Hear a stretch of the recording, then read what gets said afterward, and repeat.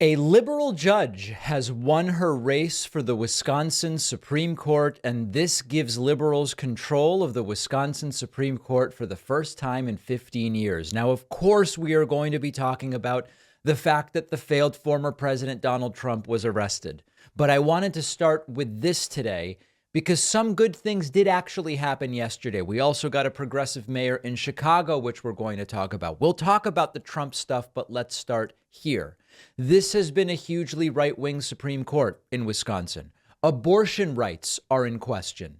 Gerrymandering related issues executed by Republicans are a major issue that may indeed come before the Wisconsin Supreme Court in the future. And so this is a very good piece of news. The New York Times report liberal wins Wisconsin court race in victory for abortion rights backers.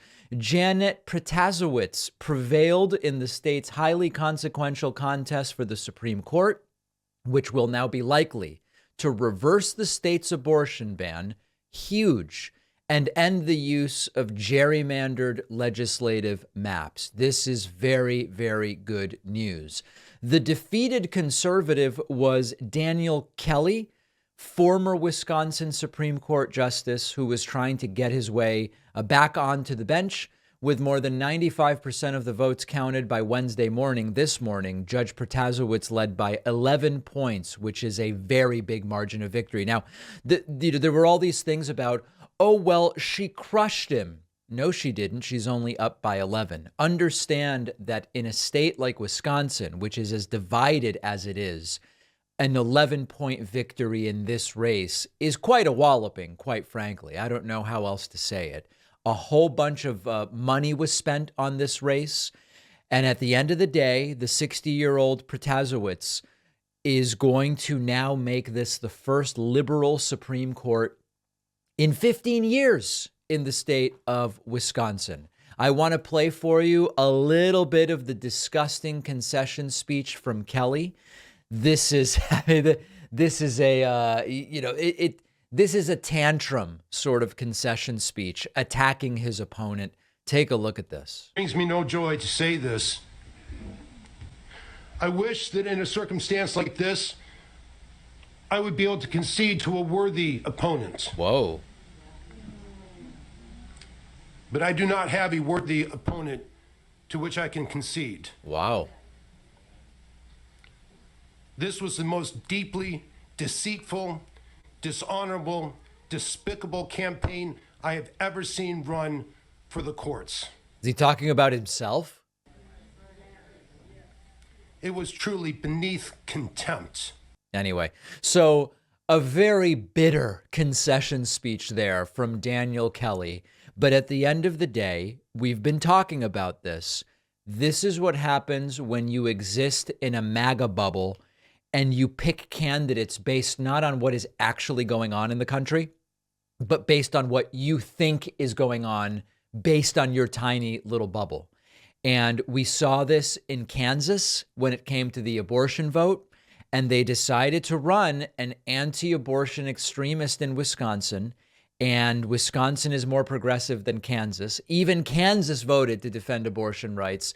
So it's not crazy to look at these results and say, yeah, that sort of makes sense. You shouldn't have run the anti-abortion nut. Also, 2020 was rigged isn't great. The same guy, Daniel Kelly, advised the state Republican Party in crafting one of those fake elector schemes to try to get Donald Trump the electoral votes from Wisconsin rather than Joe Biden. We saw that. That cost them a lot. And this is what happens. So when you look back at the Wisconsin Supreme Court, you see a bunch of very right-wing decisions during the COVID era.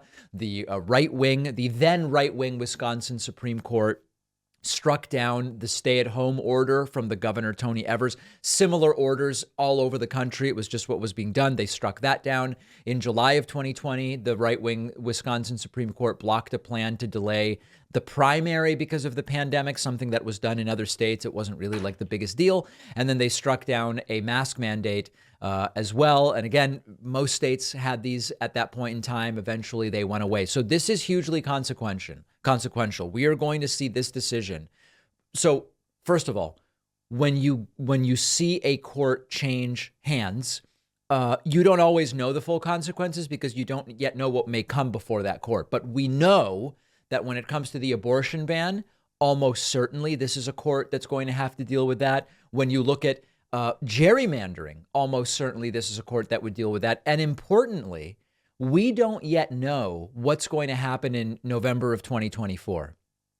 If you said, well, it's Connecticut, I could tell you with certainty, this is not going to be a consequential state in determining who is the president. Connecticut's just not going to be that.